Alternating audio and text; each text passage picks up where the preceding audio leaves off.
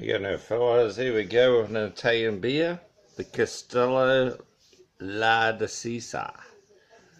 Molto 100% Italiano. How's that one?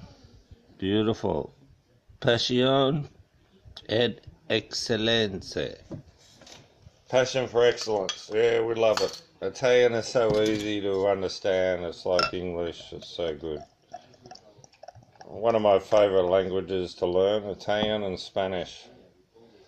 For us English speakers, they're the easier languages to learn. French, probably a little bit harder, I thought. Each to their own. I'll try to learn a bit of Dutch. I lived in Holland on and off for 7 months, and that was hard to understand. Harder to talk, though. Yeah, it was really weird. Swiss German was the hardest language. Let's give this a crack. Cheers, everyone. This looks beautiful.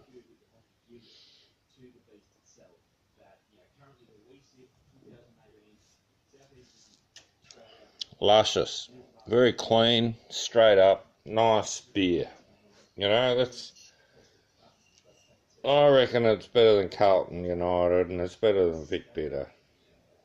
It's a mainstream beer, but at the same time, it's got a little bit of class about it. One thing about Italy, they had these castles, and even late wars with the cannons and everything, they still did alright in some of the castles. And yeah, I was watching some shows today. It was pretty interesting about different times when the French invaded Rome and when the French did this and that. And then also was watching battles where the people put up really good battles. And it was one battle where the Turks, they were coming over, they were going to take out Austria. They had wars with Austria for years. And then they were fighting over Hungary for years. And yeah, I think it was Yugoslavian or one of the Yugoslavian races, and he held off. And they lost like 30,000 men or something, and yeah, it was amazing. And the leader of the Turks, I think he died during the battle, so they ended up killing everyone, or most of them, and winning, but they were fucked. They didn't go and take Austria or Vienna. They wanted to take Vienna, but they never did. So that's pretty amazing.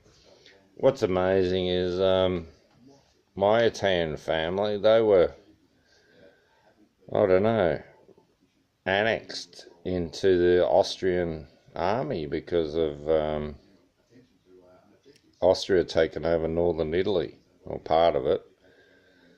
And so the family had to become Austrian for a while, and we were in the Austrian army, and we were in Turkey, and I can't fucking get my head around it still, but my dad's grandfather was born in Turkey to an Austrian military officer who was actually Italian, and his wife.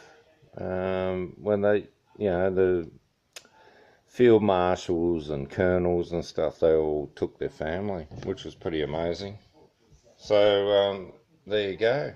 I've got Turkish born family in the blood, and not one bit of Turkish blood. Every time we try to look up that side of the family, it just goes nowhere. But we did find out there was a field marshal, Ritucci, and he worked for the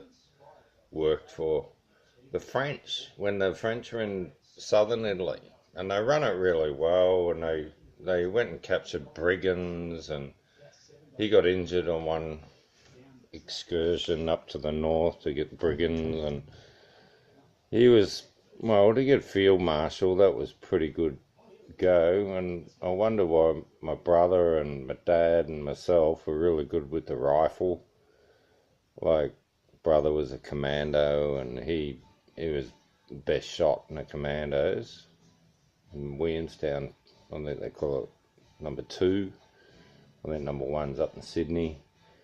And yeah, he was telling me things about the Commandos. They got more special tools and guns and weapons than all the Army of Australia, which was pretty amazing. Well, they have access to it anyway, let's not get carried away, but yeah, he was shooting M60s and all different things. He was night parachuting, and his best mate died, and then he got married, and then he gave it away. Anyway, I won't go into it, but yeah, our family's probably tied up with military back in the past. Something about that, I don't know. Yeah, a bit cruel, isn't it? Soldiers. Anyway, I'll leave you with that. It's the decision. The decision, eh? Have a Castello instead. How does that sound? What about you guys? Watch a bit of YouTube and get carried away with all the crap. But I end up watching a lot of history things like battles, Rorke's Rift, and all these other Boer War things, and I want to understand what happened. And you know, they found diamonds, and anyway, it's pretty cruel when you think about it, what happened. No wonder South Africans hate Australians. Now, the English were getting their ass whooped, and then they brought the Aussies in, and they were really good horse riders, and they were really good with a gun, and they could shoot on horseback like the Boers, and they were farmers, so they could shoot really well. Oh, it was pretty cruel. I'm horrified that they caused a recession in Australia in the 1890s to get soldiers for the Boer War. Anyway, in the 1880s, Melbourne or Ballarat were the richest cities in the world. Work that one out. In 10 years, they turned it around from the richest cities in the world to guys desperate for money and going to war. Horrid, isn't it? Did in Ireland too. We're all sick of it. Trump's good. He's going to stop all this crap, this warmongering.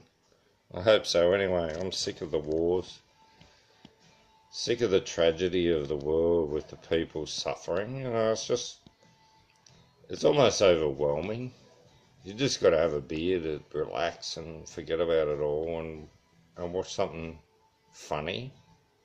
Today I watched cars that were trying to outrun cops and motorbikes outrunning cops. Oh, it was great. That's the sort of shit you got to watch. Lighten up a bit, everyone. Stop watching this serious shit. Have a beer and relax. Cheers. I've had a few. That's my last of the 6-pack. Woofed into them. Had 2 water leaks today, you believe it?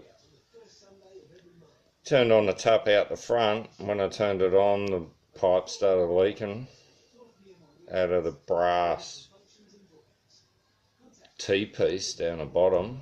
And I went, whoa, that's no good. And I went to tighten it up and it just snapped off. How good's that?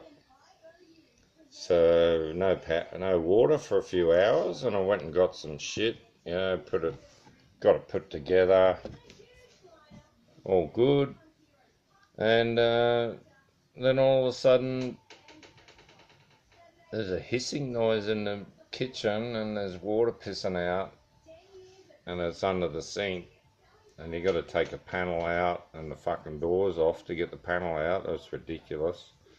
Anyway, it is what it is. And got in there, and someone put the aircon. Someone put the bloody dishwasher in there and didn't tighten up the cold water feed. What a pack of fucking useless plumbers. Anyway, I got about 4 turns with my hand, and probably a couple of turns with a wrench, and then it was done.